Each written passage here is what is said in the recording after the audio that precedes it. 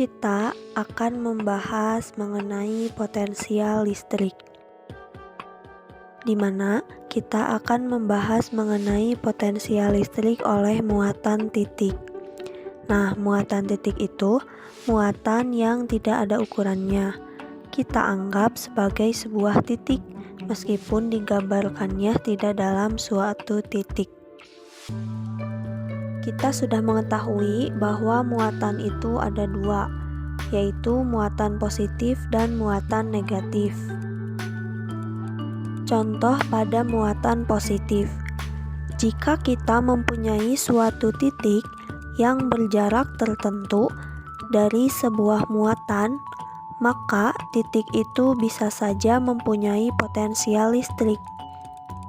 Misalkan di sini terdapat titik A, titik B, dan titik C dalam radius yang sama. Jika kita mengambil titik di sini, ini adalah jarak R. Berarti letak titik A terhadap muatan, potensial di titik A, titik B, titik C ini bergantung pada muatan sumbernya.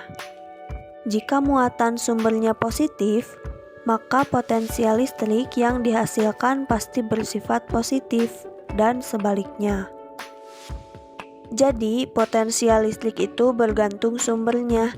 Jika muatannya positif, maka potensial listriknya akan positif. Dan jika muatannya negatif, maka potensial listriknya itu akan bersifat negatif juga. Berapa besar potensial suatu titik yang berjarak R dari sebuah muatan sumber dituliskan, yaitu besarnya adalah V. V itu adalah plus minus. Nah, plus minus di sini menunjukkan muatan sumbernya, yaitu apakah plus atau minus. Kemudian dituliskan sigma K yang dikalikan dengan QI per RI, di mana V adalah potensial listrik yang satuannya volt, Q adalah muatan sumber, satuannya coulomb, R adalah jarak suatu titik ke muatan sumber, satuannya meter, dan K adalah konstanta, nilainya 9 kali 10 pangkat 9 Newton meter kuadrat per coulomb kuadrat. Ini adalah rumus potensial listrik untuk suatu titik yang berjarak R dari muatan sumber. Pada gambar terdapat titik A, titik B, dan titik C. Titik A, B, dan C ini memiliki jarak yang sama karena dalam radius lingkaran yang sama. Maka potensial di titik A sama dengan potensial di titik B dan akan sama dengan potensial di titik C. Nah, itulah yang disebut dengan daerah ekuipotensial, yaitu suatu titik yang memiliki radius yang sama dari suatu muatan sumber itu. Kita masuk ke latihan soal. Misalkan di sini kita mempunyai muatan positif dengan jarak 2 cm dari suatu titik P. Muatannya 4 nanocoulomb. Kemudian ada sumber muatan kedua, yaitu muatan negatif dengan jarak ke titik P 3 cm dan muatannya 6 nanocoulomb. Berapakah potensial di titik P? Nah, jawabannya potensial ini merupakan besaran skalar, di mana besaran skalar itu hanya memiliki nilai tanpa arah. Nilainya ini tergantung muatan sumbernya. Jika muatannya positif, maka potensialnya akan positif, dan jika muatannya negatif, maka nilainya akan negatif. Berarti di sini V-nya ada 2, maka ditulis V1 ditambah V2.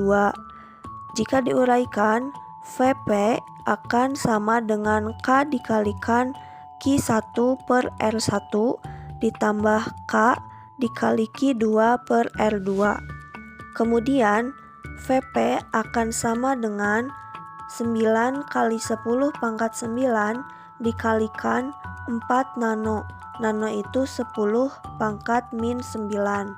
Jaraknya 2 cm dalam meter 2 kali 10 pangkat min 2 ditambah dengan 9 kali 10 pangkat 9 dikalikan min 6 kali 10 pangkat min 9 dibagi dengan 3 kali 10 pangkat min 2. Maka hasil Vp akan sama dengan 1800 dikurangi 1800, berarti nilainya 0 volt.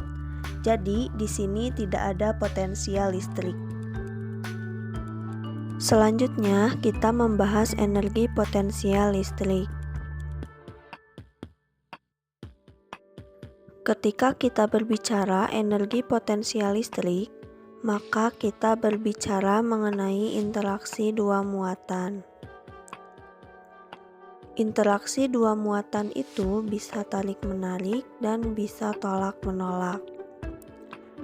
Jika terdapat muatan positif kemudian didekatkan dengan muatan positif lagi, maka kedua muatan ini akan melakukan interaksi, yaitu tolak-menolak, sesuai dengan hukum Coulomb. Untuk mempertahankan kedua muatan ini agar tetap di posisinya, butuh beberapakah energi yang diperlukan?